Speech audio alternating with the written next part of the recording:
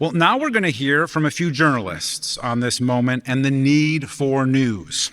Georgia Fort is a 3-time regional Emmy award-winning journalist who also founded a news organization called Black Press, and she's president of the Center for Broadcast Journalism. She brings experience in both journalism and the business of journalism to the stage. Please welcome Georgia Fort.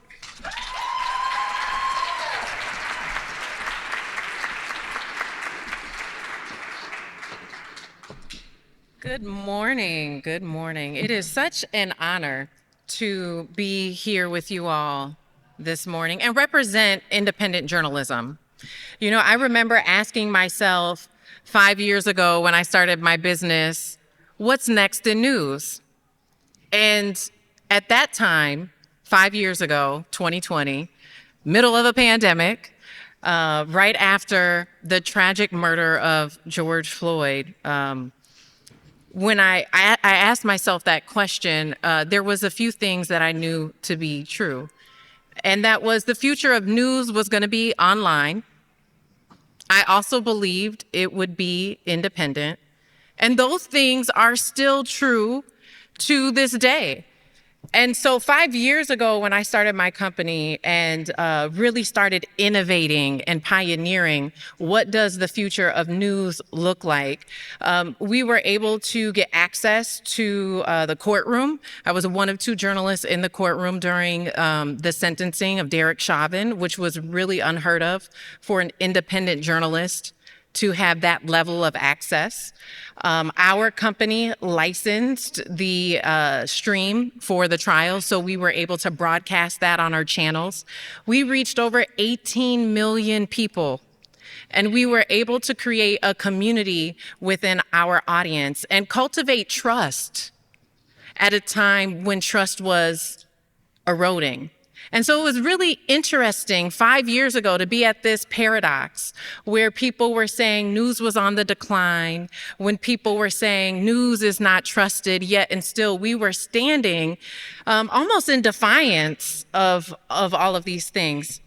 But as I stand before you today, what I realize is that we, even in independent journalism, are at a point where we have to ask ourselves again, what is next in news? We too are finding ourselves at a critical point where we are going to have to reinvent even what we are doing.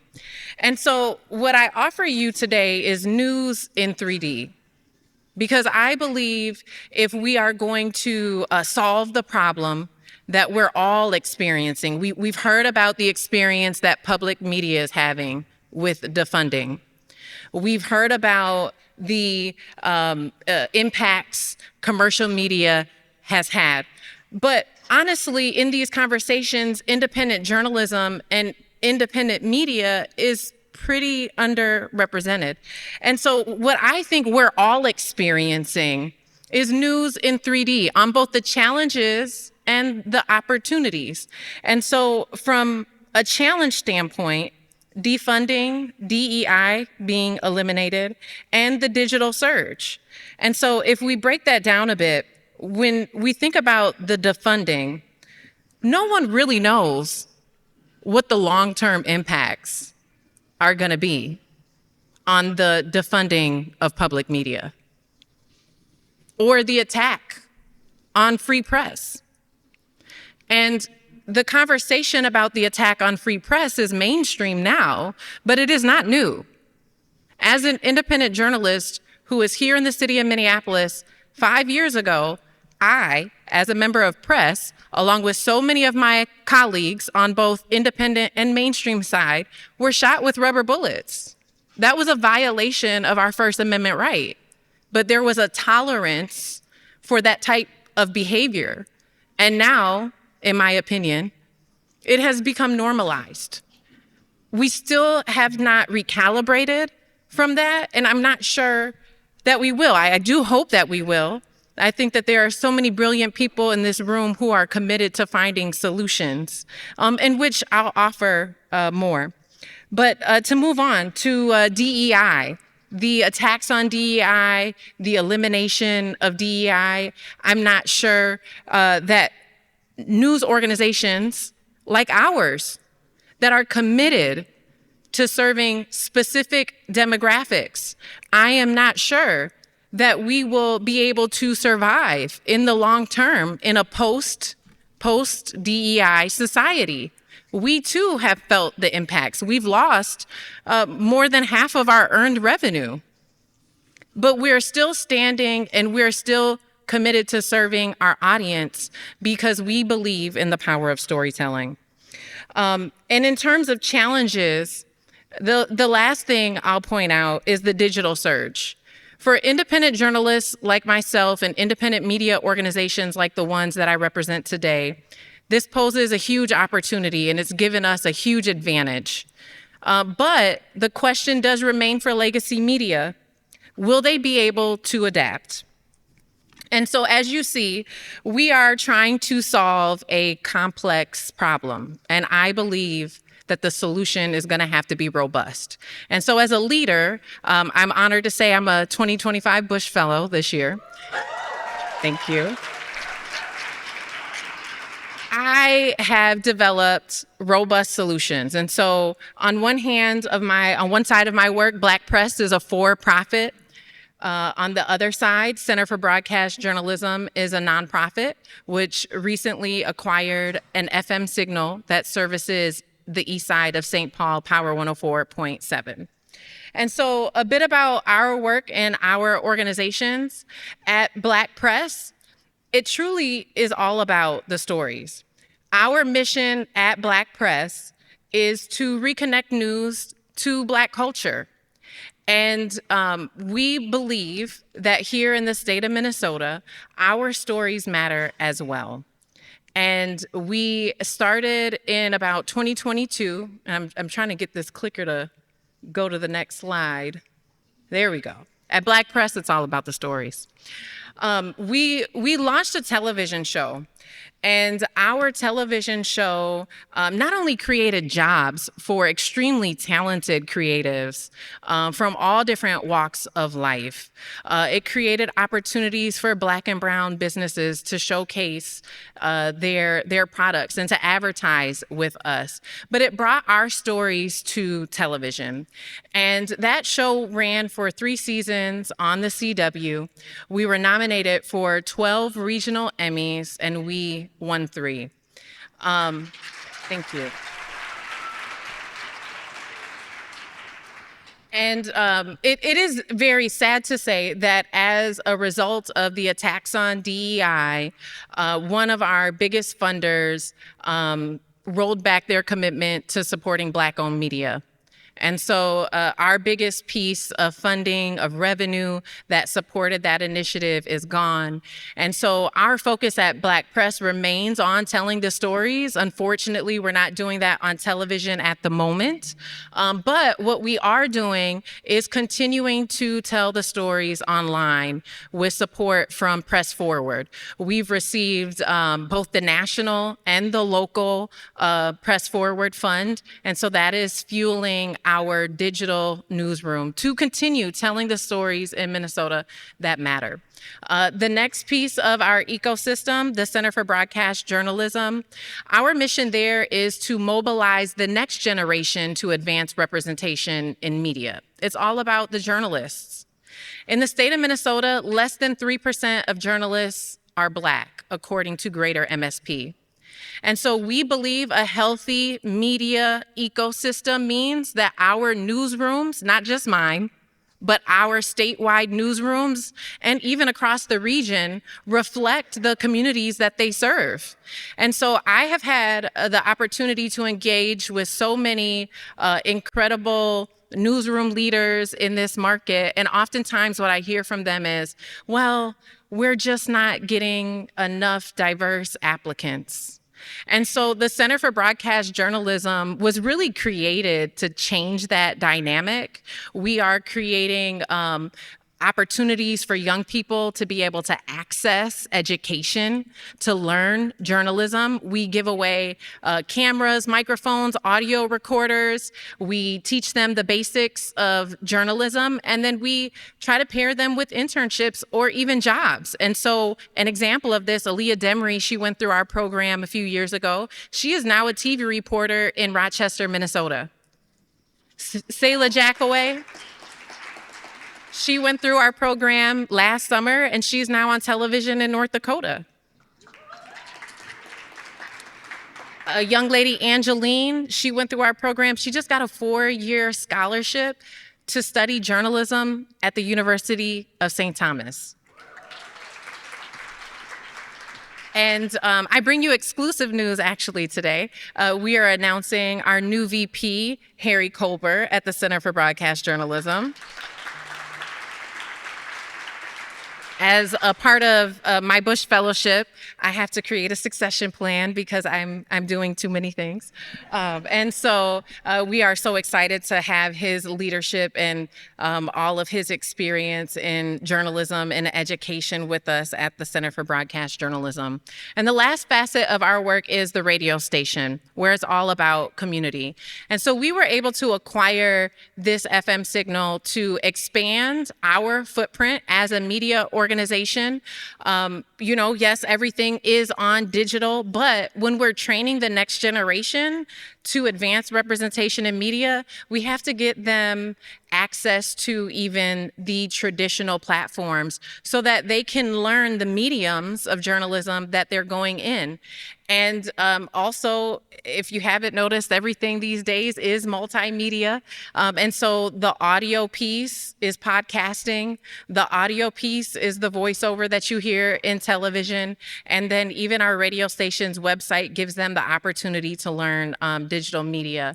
But it also has created a very culturally rich avenue to connect with our audience in a really meaningful way. And it's something that I think that has allowed us to build an even deeper sense of trust with the people that we serve. And so that's a bit about my ecosystem and the approach that I have taken when it comes to thinking about what's next in news. I recently published a LinkedIn article about this. If you scan the QR code, you can find the full article. But to give you a visual, if you guys aren't a news junkie like myself or some of my other colleagues in the room, it might be hard for you to grasp the state of our industry. I think the Minnesota Journalism Center did an excellent job of breaking down the statistics and the number of newspapers that are going out of business, and we've seen the videos of how this is impacting public radio across the state.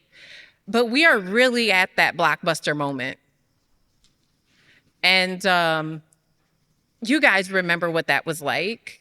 A blockbuster used to be such an iconic part of, your weekend plan back in the day. You would go to the store, you would check out that VHS or maybe a few, try to remember to rewind it before you bring it back. You don't bring it back on time, you're gonna get the late fees.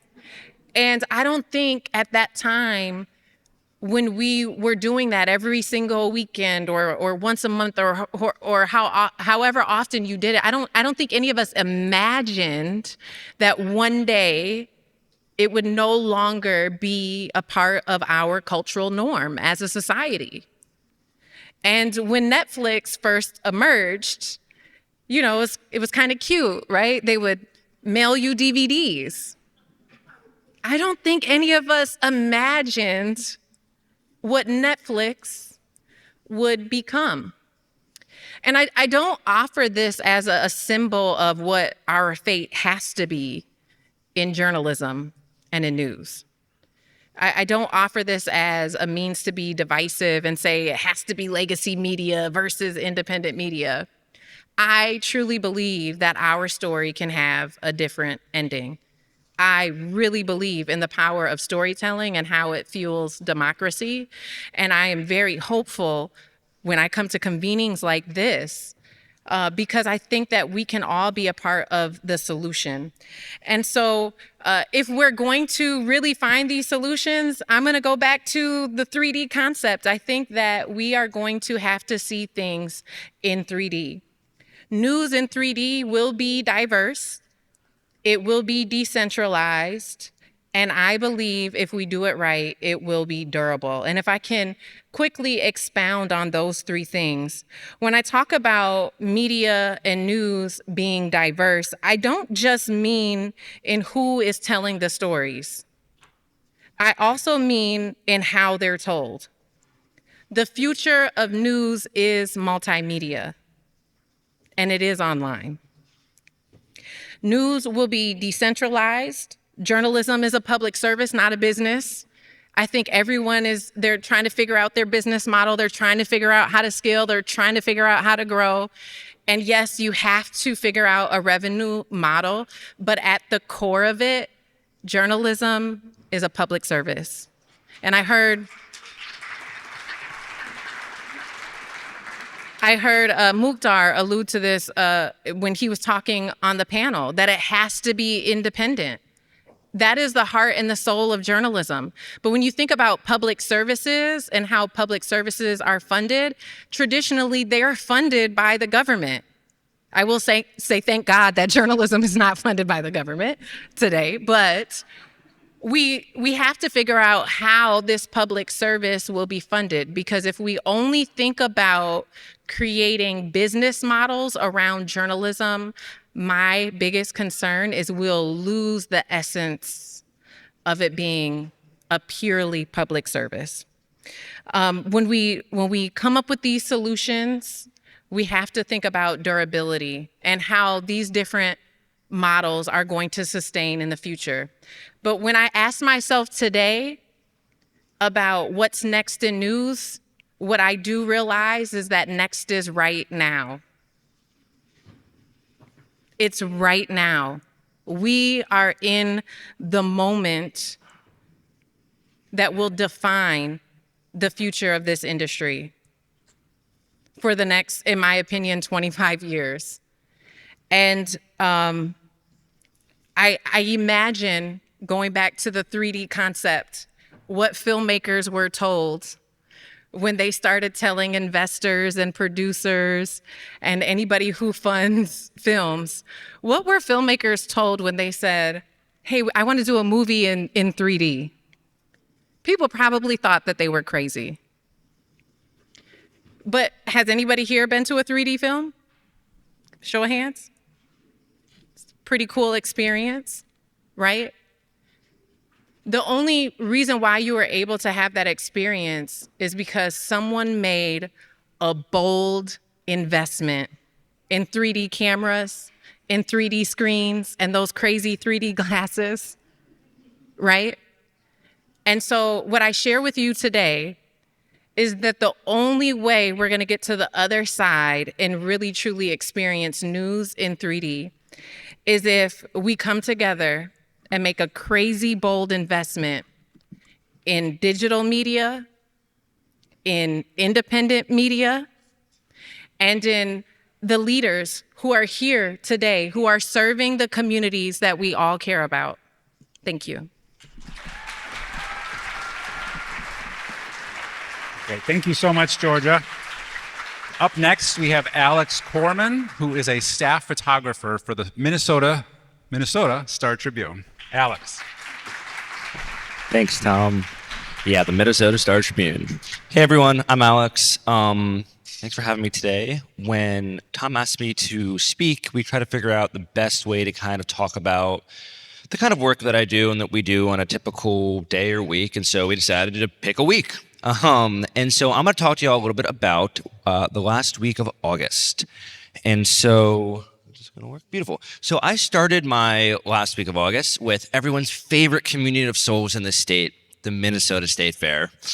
At the Star Tribune, they really care about digging into like the visuals of the state fair every year. They've been doing this since before I started.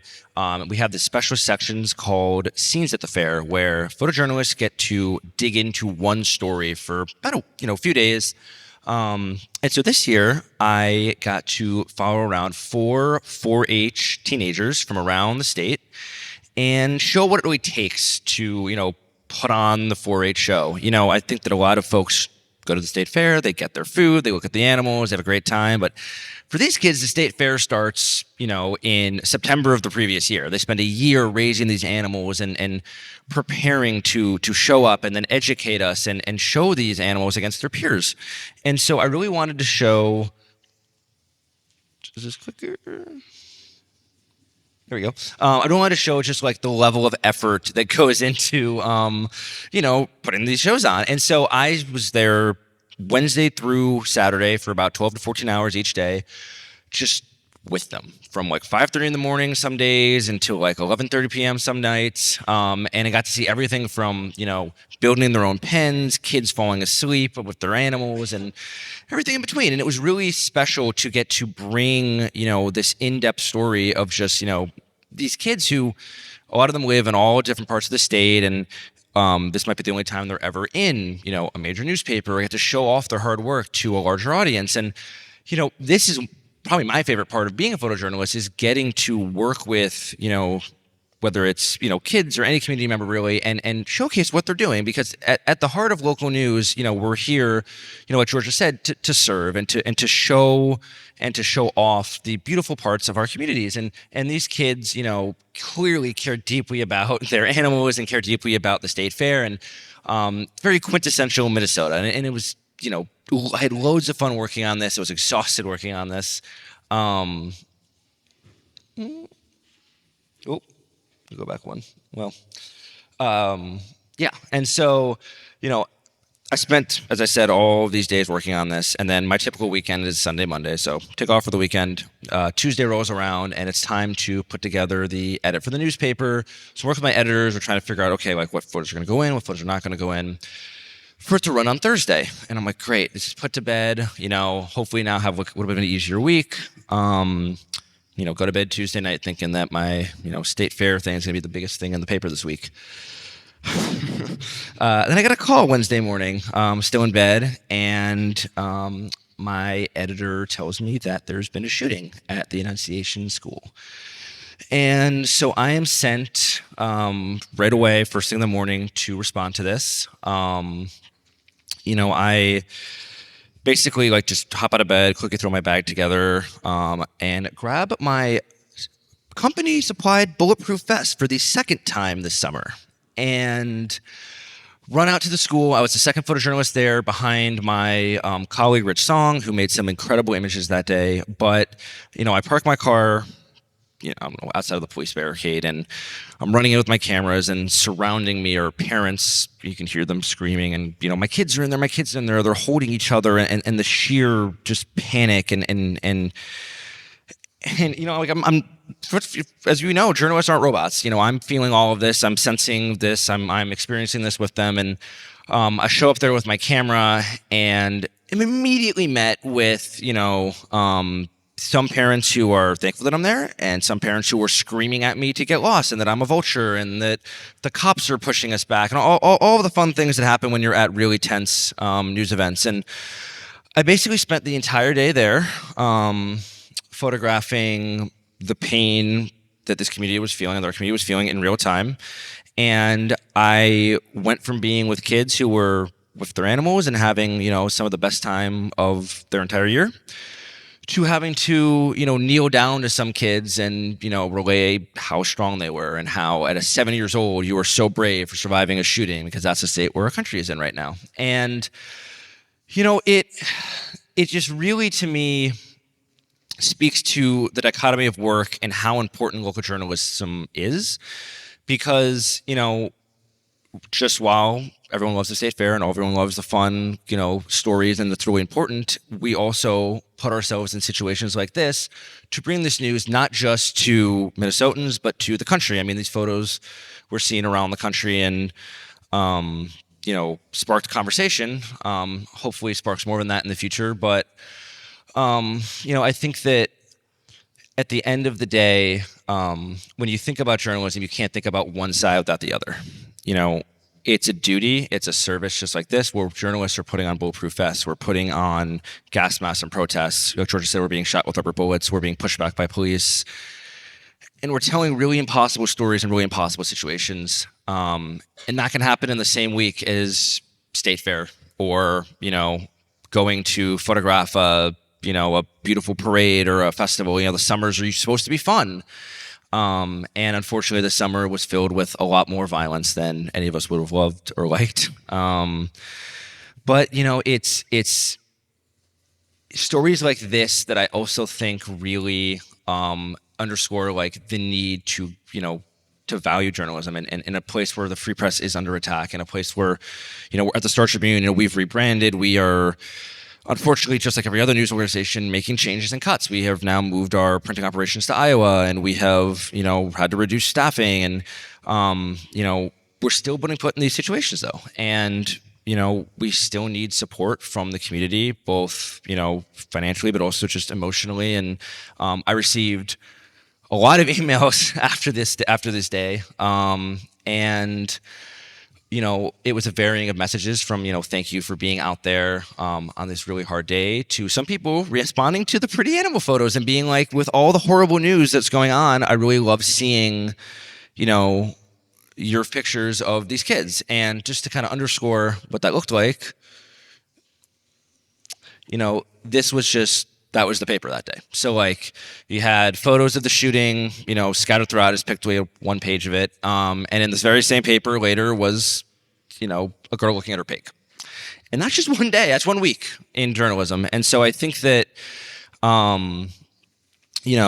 we have to always remember that in any given week, the news changes. The news is going to come, and you're never going to expect what's going to happen. But the people behind it, especially in the local news scene, are just, giving it their all, no matter what the story is. And, I want to thank everyone in this room for being so supportive of this mission and of coming together and trying to find solutions to keep this going. Because if it's not for local journalism, I don't really know where, any of these stories go, or how we cover these, and how we spark both important conversations at a national level when it comes to gun violence, or highlight the, stories of kids from rural Minnesota. Both very important, but not going to exist if we don't have, local journalism to the way we do now. So thank y'all again for having me. And yeah. Thank you very much, Alex. And finally, we have a recently retired journalist who spent more than 40 years in the biz, including the past 20 at the state capitol as a reporter for KARE 11. Please welcome John Croman. Is this thing on? This doesn't work, just say. Okay. Check. Every time I'm with a handheld microphone, I want to do that Lou Rawls thing, you'll never find. I won't sing the rest of it. I'll spare you guys that. My first political story I covered was in 1979, University of Kansas, Iranian students protesting against the Shah. The last political story I covered was in 2024, in Shakopee, tight legislative race, a hand recount. So in that 45 years, a lot changed in TV news. A lot changed in broadcasting and journalism, in general. But one thing that remained constant is that there's really no substitute for having a local reporter embedded in the community, making connections and tracking stories over a long period of time. And so I'm going to give you a couple examples of that today. First one I'm going to show you is, let's see if that slide comes up. Check. Okay, this is the celebration when Governor Walz signed the immigrant driver's licenses bill. And you'll see people are really happy. And one of the people we met that day, or that I put on TV that day, click. Let's do it. That's Pablo Tapia. He is a Honda auto body guy by day, and then an advocate for immigration civil rights by night and on the weekends. And he is one of those people that I've met years ago, and I'll show you right now how many years ago. This is Pablo. Same guy in 2001, the first time I interviewed him on the very same topic. And so he's one of the people that I kept in touch with for 22 years while this thing was building momentum, very slowly, by the way. There were rallies. Well, I met him actually at this rally in 2001 at Our Lady of Guadalupe on the west side, St. Paul. And he was one of the speakers that day. And I used the file video of Pablo to kind of explain to the audience how long this battle had been going on. And partly that's a fact that I was interested in the topic, and partly it's just a matter of me just never moving on. I just stayed at KARE for 27 years. But this is an issue, a cause that did not have a lot of currency in commercial TV newsrooms. This is the kind of thing that didn't get a lot of love. Commercial TV is mainly it's driven by ratings, and specifically trying to attract women viewers who have spending power.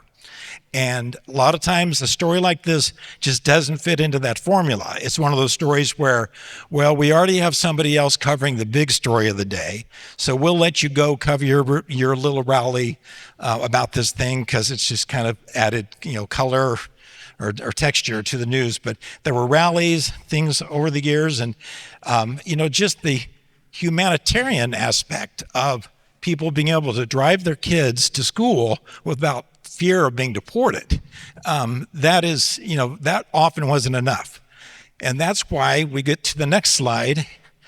This is a guy who was also at the bill signing.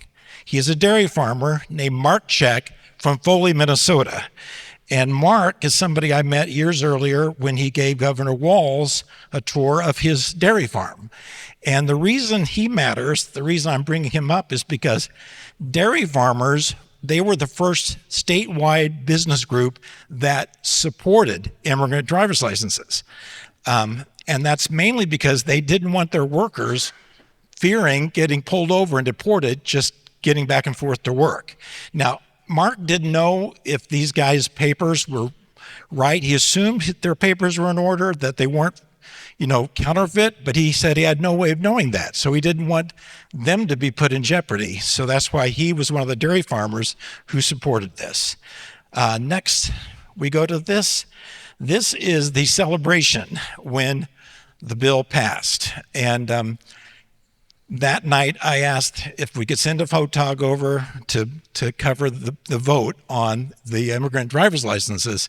And they're like, sorry, we don't have anybody. That's not a big story tonight. So I stayed late, off the clock, didn't charge the company, just so I could get these images of a celebration like this, because I knew eventually we'd be doing the story again, and I wanted to capture that, which is just the emotion, the relief over what happened. Now we'll go to another slide. This is another bill signing. This is the bill that allowed felons on probation to vote. Previously, they couldn't. And one of the people that was there for the bill signing and got one of the pins was, click ahead, this is Eliezer Darris. He's holding the pin that Governor Walz gave him, and he was active in the movement. This is a movement, another example of something that started years and years before. I think the first time that I covered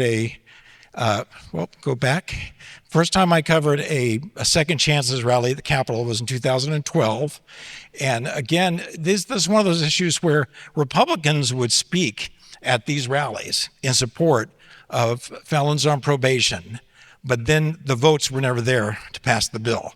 And it went on for years and years. And in fact, Eliezer, did I actually turn it off? There we go. So this is Eliezer. First time I met him was at an ACLU press conference, and he's here with Katie Schroeder. They both were plaintiffs in a lawsuit to try to overturn Minnesota's law, which said you couldn't vote until you're done with your probation. Katie, in this case, when she was 31, she was convicted of felony check fraud case, and got 40 years probation, meaning that she could not vote until she turned 71. So that's why she was one of the plaintiffs in this case.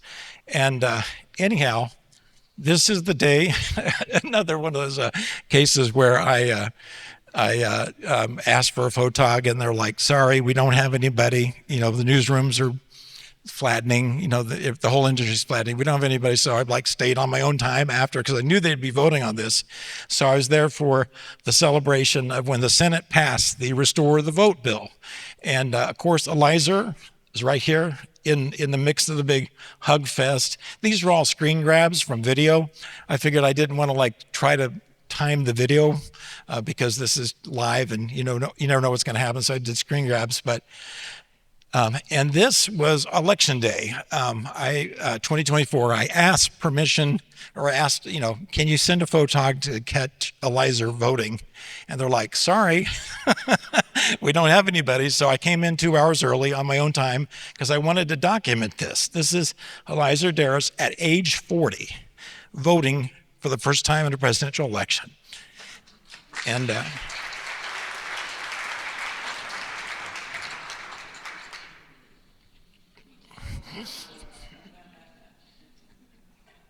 I was under such a deadline the day I did this story, I didn't get emotional about it, but now I think I am. Anyway, this is just another, I covered all these stories over all the years, and this is just another example of how it's important to track a story, to have somebody that sticks to a story, and the kind of things you just don't get when you are just parachuting in to a local community and just like, trying to figure out which way is which. So it's important to build those relationships.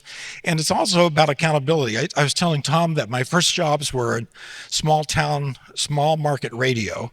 And when you're in a small market radio and you make a mistake, you hear about it. So local reporting it's important because of the accountability factor. You're probably gonna, if you misrepresent something somebody says, you're probably gonna hear about it. And you're probably going to see that person again. It's one thing to just like burn someone because you're never going to see him again. That's wrong on a lot of levels. But if you're going to be covering a beat, especially, and you're going to see the same people over and over, I'm not saying you have to report the news or like you're not subservient to them, but you still have to keep things on the up and up and understand that you're going to have to answer to these people. So I think that's what I had prepared to say, and I won't sing the rest of the Lou Ross song for you. So.